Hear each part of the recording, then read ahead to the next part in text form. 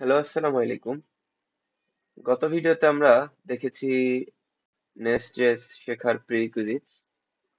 এই ভিডিওতে আমরা নেস্ট.জেএস অ্যাপ্লিকেশন সেট আপ করবো এবং এর ফোল্ডার স্ট্রাকচার নিয়ে বা ফাইলগুলা নিয়ে একটু কথা বলবো।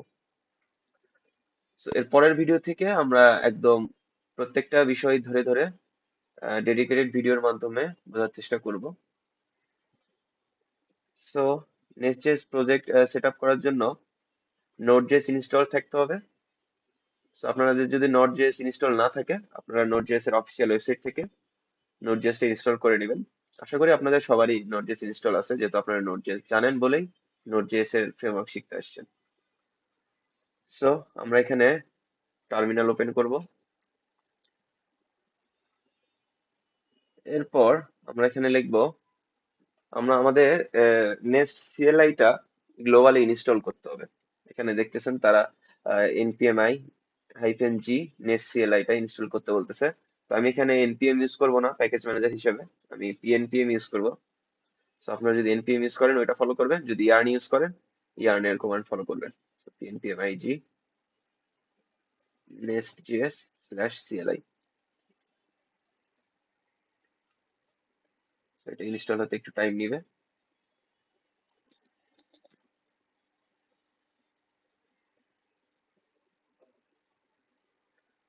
সো আমার এটা ইনস্টল করাই আছে। এবার আমরা একটা প্রজেক্ট তৈরি করব। তো প্রজেক্ট তৈরি করার জন্য আমাদের কমান্ড হচ্ছে নেস্ট নিউ। প্রজেক্টের নাম দিব নেস্ট লার্নিং, এন্টার। সো এখানে আমাদের অপশন আছে আমাদের প্যাকেজ ম্যানেজার সিলেক্ট করার। সো আমি এখানে pnpm সিলেক্ট করতেছি। এখানে একটু সময় নেবে ইনস্টল হইতে।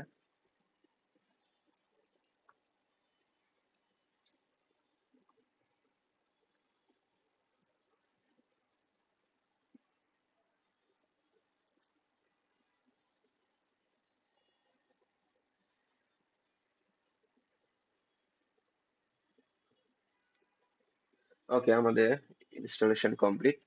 এখন আমরা ফোল্ডারটার ভিতরে যাব, সিডি নেস্ট লার্নিং। এবার আমরা এটা আমাদের কোড এডিটরে ওপেন করব।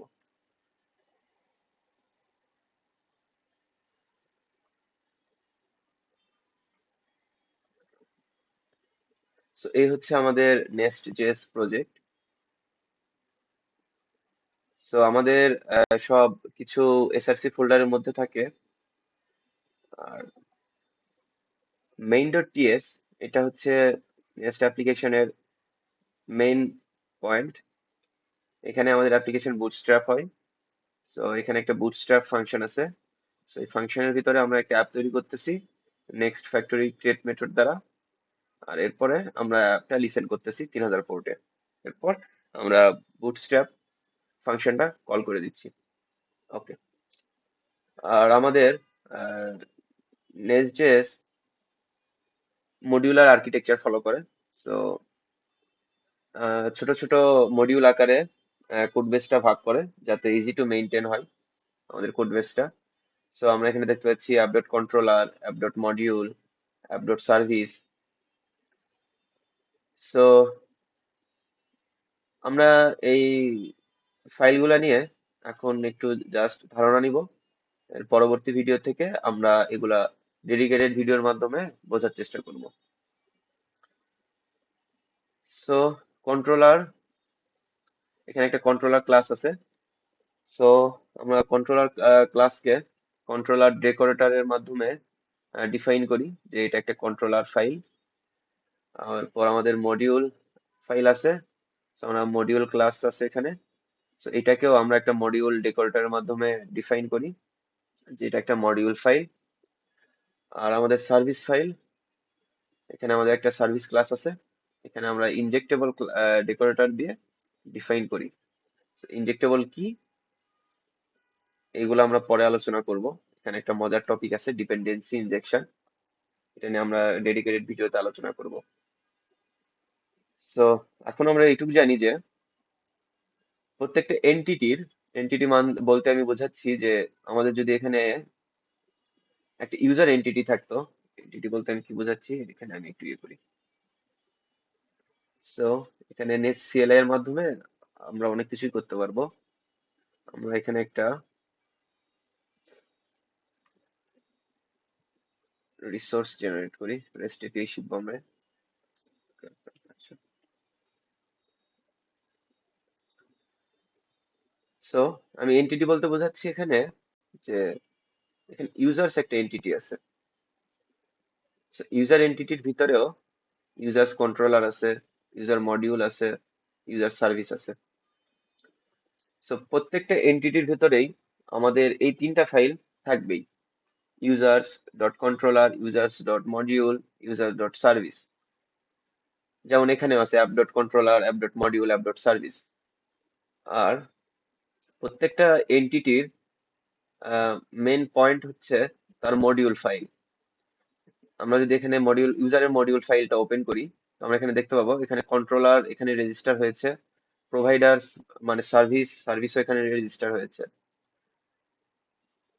সো আমরা যা বুঝতে পারতেছি যে প্রত্যেকটা এন্টিটির একটা মেইন পয়েন্ট আছে, সেখানে সেই এন্টিটির কন্ট্রোলার, সার্ভিস ফাইল সবকিছু রেজিস্টার হয়।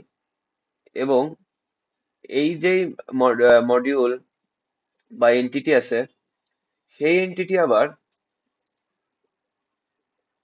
অ্যাপ ডট মডিউলে রেজিস্টার হয়, কেননা এইটা হইতেছে আমাদের অ্যাপের মেইন মডিউল।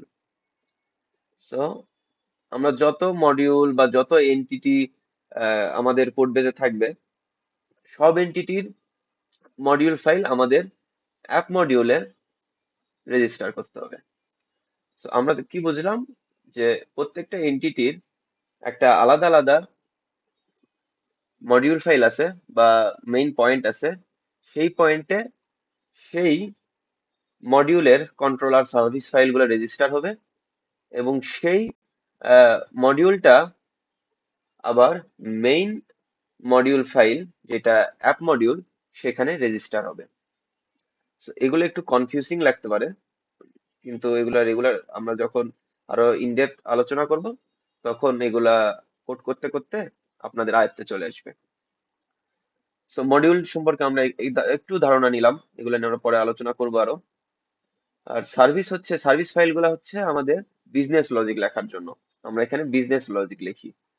যেমন আমরা এখানে দেখতে পাচ্ছি create, find all, find one, update, remove. So এগুলাতে আমরা বিজনেস লজিক লিখি। আর আমাদের কন্ট্রোলার ফাইলে আমরা রাউট গুলা হ্যান্ডেল করি। লাইক এখানে পোস্ট রিকোয়েস্ট আমরা একটা ডেকোরেটরের মাধ্যমে এটা ডিফাইন করেছি যে এটা পোস্ট রিকোয়েস্ট। এরপর গেট রিকোয়েস্ট আছে, প্যাস রিকোয়েস্ট আছে, ডিলেট রিকোয়েস্ট আছে। সেগুলো নিয়ে আমরা বিস্তারিত আলোচনা করব।